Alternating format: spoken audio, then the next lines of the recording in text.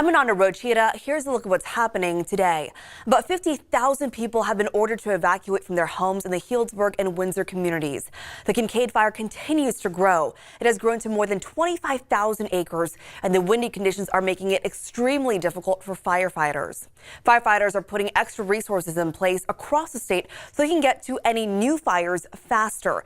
The chief of CAL FIRE told us over the last several days they've put out about 95% of the fires that started before they caused any problems. But the high winds and dry fuel on the way could mean more fires could burn out of control.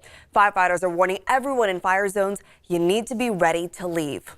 PG&E says it's going forward with the third planned power shutoff because of wind gusts and high fire danger. It will affect more than 2 million people, and we are gearing up for what could be a historic wind event. Let's go to meteorologist Tracy Humphrey to tell us what we can expect.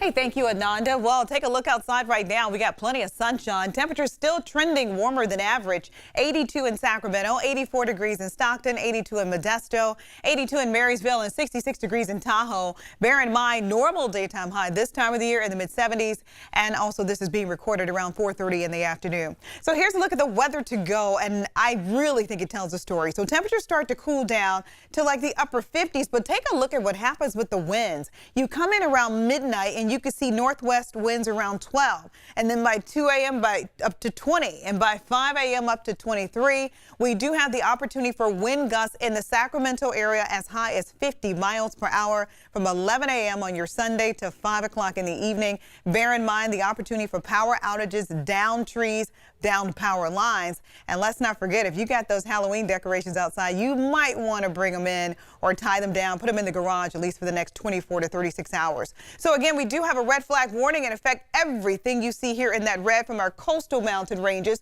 all the way through the valley into the Sierra foothills. That began this morning. It is going to be in the forecast throughout the day on Sunday. It will finally expire 11 a.m. on Monday. Gusty winds, low humidity. Fuel is excessively dry. Every time we have a big wind event, it just dries out the grass and the brush even more. And September and October are historically the worst months for wildfire development. Also, extreme wind event, high wind warning. Yesterday, this was a high wind watch. The National Weather Service had now made it a high wind warning. What is the difference? Well, a watch means we might get high winds. A warning means it is imminent. So the opportunity for high winds in this location, gusting as high as 60 miles per hour. That will begin throughout the day on Saturday, also for Sunday. Critical fire weather is expected. So we got the warm temperatures in place, we got the gusty winds in place, and we also have the dry fuel. Just when exactly will the winds arrive and which locations will pick up what? Let's take a look. So this is our futurecast based on model data. We do have different weather stations that give us what we're expecting as far as winds, like around 7 mile per hour winds in Sacramento. You can see 9 right here in Fairfield. But I really want you to pay attention to what is in the background, the contouring,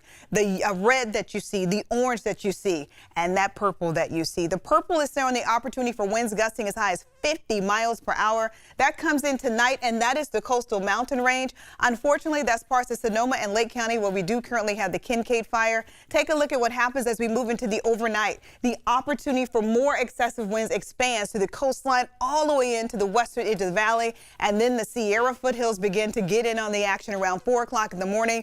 Just outside of parts of Sierra County, Plumas County, Placer County, you are looking at the opportunity for winds gusting as high as 50 miles per hour from 4 o'clock in the morning to 5 to 6 to 7 to 8 to 9 to 10 o'clock in the morning. Still looking at considerable wind gusts expected. And of course, that's also going to be what we're expecting for the coastal mountain range as well. That is why we're considering this to be a historic and potentially rare wind event. We're not just talking about gusty winds. We're talking about gusty winds for a very long period of time. So as we move into Monday, things will start to let up a bit. But in the meantime, what can you expect? Well, late Saturday into early Sunday, the big winds begin to develop. I'm forecasting around 11 o'clock here in the Sacramento area. And you can also see Sunday, 11 a.m. to 6 p.m. That is when I am expecting the highest wind gusts through the valley. Rare extreme wind event expected, and power outages as well as down trees are going to be something we're watching throughout the day. Here's a look at the 3-day forecast. So by the time we start to move into Monday, we'll kind of be on the tail end of this story, and take a look at something else. Huge dip in temperatures.